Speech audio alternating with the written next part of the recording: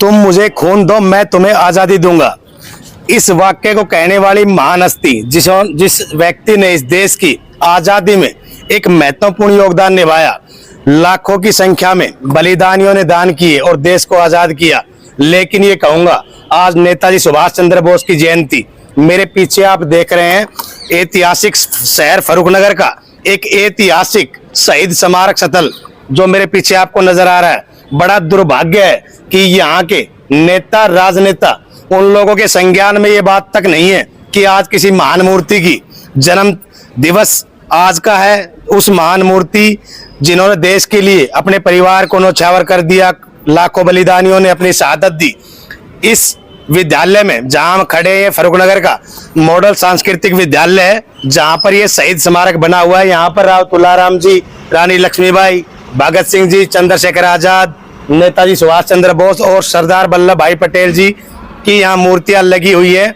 लेकिन 50 गांवों का एक स्कूल, ब्लॉक लेवल का सीनियर स्कूल होने के बावजूद भी ना यहाँ पर कोई जनप्रतिनिधि, जनता का नेतृत्व करने वाला व्यक्ति, ना ही कोई आला अधिकारी यहाँ पर मौजूद रहा इनको सम्मान करने के लिए। इनकी शहादत में 2 वाक्य बोलने तक के लिए आज किसी के पास समय नहीं है। इसको दुर्भाग्य कहें या सौभाग्य, लेकिन इस शहीद स्मारक को बनाने में यहाँ के प्रिंसिपल साहब जितेंद्र यादव जी का एक अहम योगदान और सपना था कि भाई यहाँ पर एक ऐसा शहीद स्मारक हो जहाँ पर हमारे देश में बलिदान करने वाली महान मूर्तियों का सम्मान जनता को याद रहे, आने वाली पीढ़ी वो याद करे। लेकिन आज हम आपको दिखाएंगे कि स्कूली स्तर पर ही जो एक कार्यक्रम होता है वो प्रिंसिपल साहब ने किया।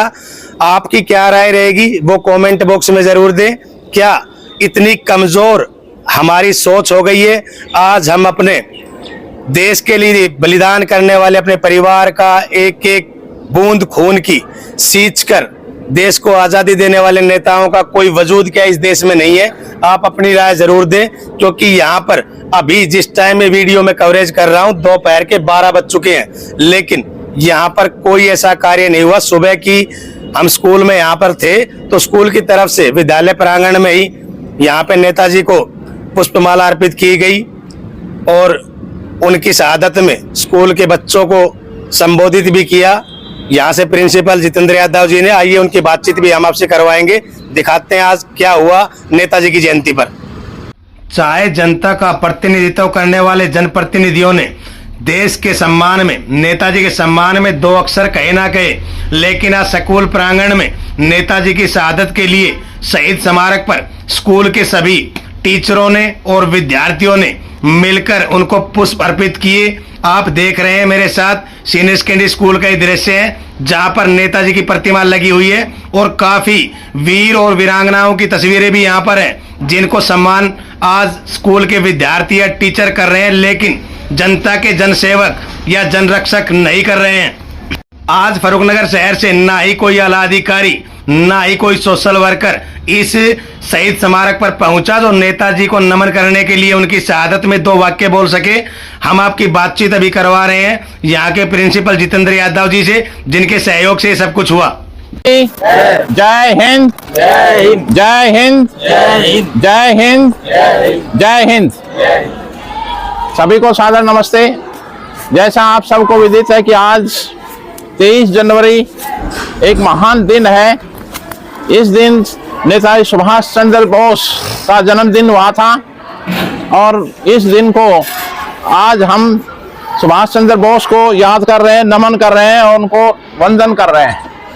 नेताजी सुभाष चंद्र बोस का जन्म 23 जनवरी 1897 में उड़ीसा के कटक गांव में हुआ।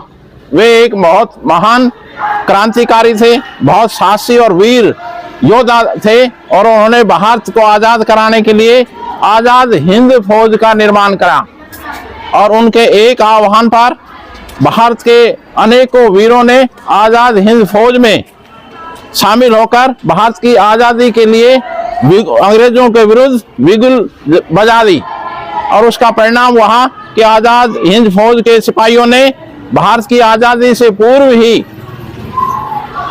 स्वतंत्रता का ऐलान कर दिया और प्रथम भारत सरकार नेताजी सुभाष चंद्र के नेतृत्व में स्थापित की गई और उस प्रथम भारत सरकार को विश्व के 11 देशों ने मान्यता प्रदान की, जिसमें से जापान, चीन, आयरलैंड आदि देश थे।